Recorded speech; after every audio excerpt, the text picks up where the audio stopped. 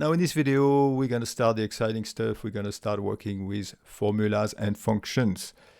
So first of all, a definition. A function is provided to us by Excel to help us write formulas.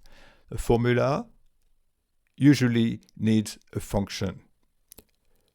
There are exceptions, like for instance, the one we did last time, A plus B equals C. We're not really using any functions. Now, if we go back to this tab, there is a function library here. So that's all the functions that we have. I think there's around 400 functions that Excel has. So it's a little bit overwhelming. But once we know how to use one and we know how to find the others, it gets all downhill. It gets all very easy. So as usual, I'd like to start with an example. So let's say that we want to write a budget, a monthly budget for our home. So we write a few items here. So we had food, car, clothes, and just utilities. So just to give you an idea. So and then we input the value for the month. Monthly cost, say, so we have food, let's say we have 500, car 200, clothes 200, and utilities we have 100. So what we want to do is we want to calculate the total monthly expense. So we are on monthly here. So I use this to make the cell a little bit wider. So in order to do this, there are three ways. We are mostly interested in the last way, but I just wanted to show you the other way, so there's a bit of a nice follow-up on our previous video. So the first way is just to add them one by one, like we did. So we put the equal, and then we go there, and then we put plus, and then we go to the second one, and we put plus, and when we go to the third one, and we put plus, etc. And then when we reach the last one, we press enter. So that gives us the total. So this is one method. It's a little bit tedious because in general, the numbers that we want to add in Excel are contiguous. It'd be nice if we had a way to group all this, but we'll see that later on. So the second method is to use the function. Actually, the two last methods will be to use a function, but we will be using it differently, if you like. The function name is sum.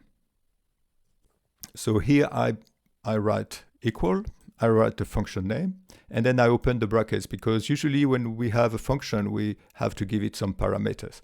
So here, Excel is asking me, what do you want to add? What do you want to sum? And then what we can do is we can go with our mouse or with our cursor. We go to the first one, and then it looks like it wants us to put a comma after each number.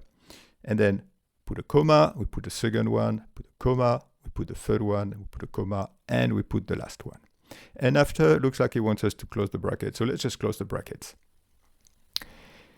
And then what do? I press enter. Oh, it's good. We have the same result. We have performed our first formula using Excel function. So here, this is the formula tab that I mentioned in the presentation. Your formula is here, but when you double click on this, you can also see it here with a nice color coded to tell you which one you are adding.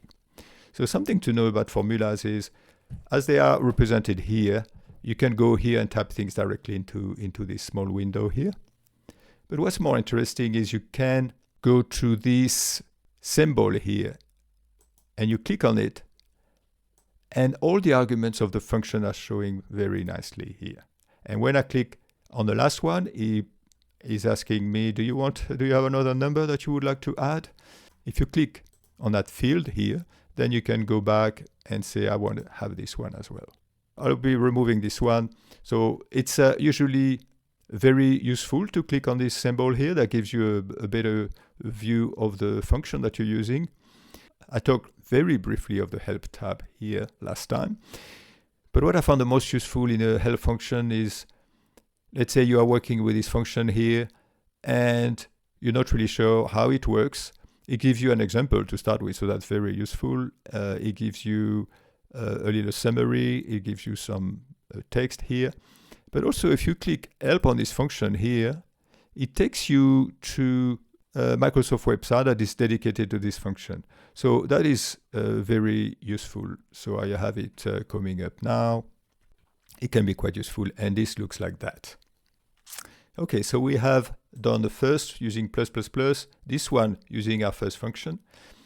But as the cells here are contiguous, there is a faster way to do it. Before I get started, I need to give you a bit of a definition of an Excel range. A range is a group of cells that is more or less contiguous, so that will always look like a rectangle or a square. Like for instance, this is a range because those cells are contiguous. But say if I had some other numbers here, I could call this a range as well. So there's 2 dimensions to that range here. I'm going to keep to this range here. So this is the range. And what you can do with functions, you can use ranges instead of using individual cells. So for instance, here I can say I want to do the sum. Open the bracket. And after with my mouse, I go to the first item that I want to add, and I drag it down up until the last item that I want to add. And then I close the bracket, and it's done. So this is the way you use functions. Usually you have ranges.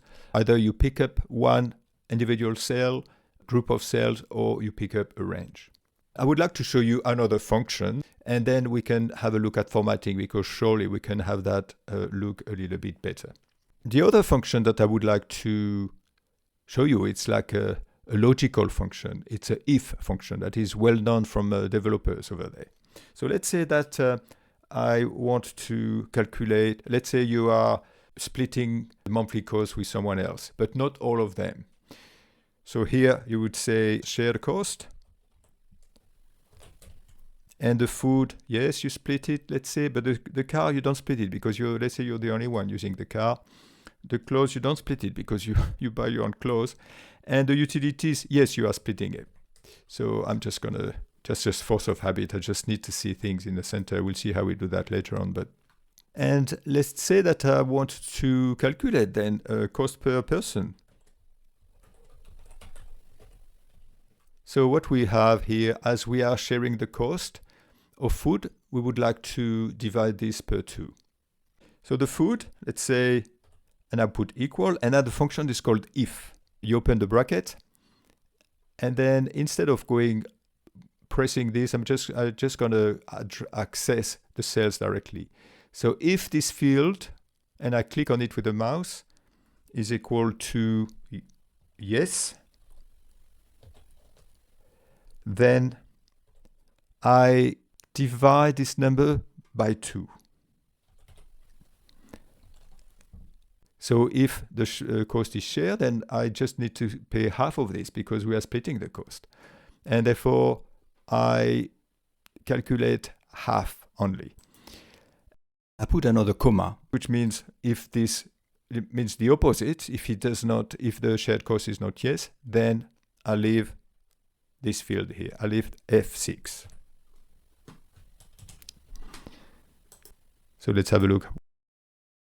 If the shared cost is yes, I divide per 2. And if it's false, then I leave it as is. So here, in this case, I divide per 2. So if I copy that cell, and I paste it here, I paste it here, and I paste it here. And now let's have a look if it worked. So car, I said the shared is not cost, so it keeps the same amount. It keeps F7. Then also keeps F8, and then it does divide per 2 because it's shared cost. So if I do the total here, so what I can do is I can copy that field here, and I can paste it here. The reason why I can do this is that when you copy this cell here, look here, it's FFF, which is that column here, it follows. And here it replaces everything automatically with H. So there are ways that you can keep calculating that column. But for the time being, we'll just assume that it will follow the column as you move the cell. So 1000 here, it's down to 700. And obviously, you can do the same with this function and this function. But actually, I'm going to copy both at the same time, and I'm just going to put them here. So what I suggest we do now, we remove those two here, because this was just to show you as a link with our previous video. So if I copy those fields here, and I paste them here because I want to have them neatly under, it gives me 0. Why? Because here I was adding 6 to 9. But now I'm adding 2 to 5.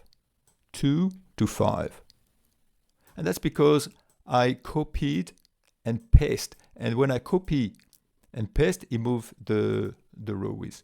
So instead, I just need to cut. If I cut and I paste, it keeps the same numbers here, 6 to 9.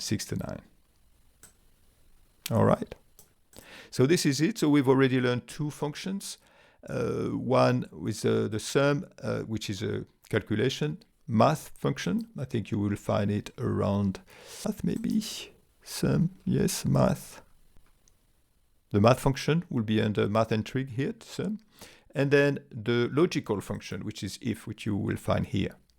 So that's it. So next step is to format this a little bit, to make it look a little bit better.